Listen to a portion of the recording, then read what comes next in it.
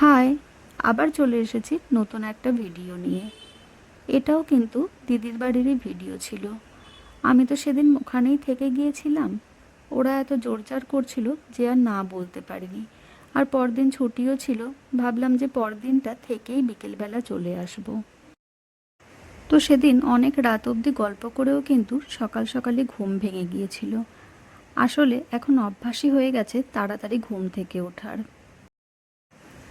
এখন কিন্তু আর কোনো কাজ না থাকলেও আগের মতো ওই 9টা 10টা অবধি শুয়ে থাকতে ইচ্ছে করে না।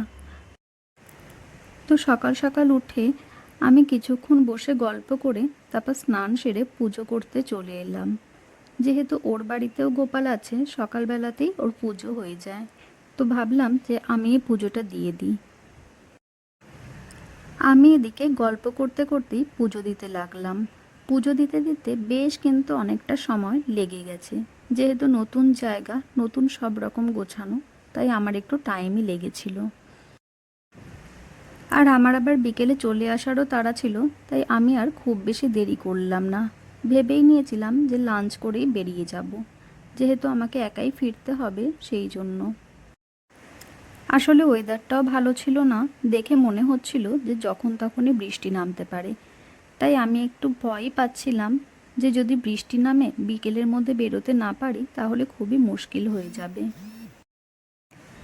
কারণ ওদিকে আমার ঘেটু কিন্তু আমাকে ছেড়ে বেশি দিন একা একা থাকতে পারে না।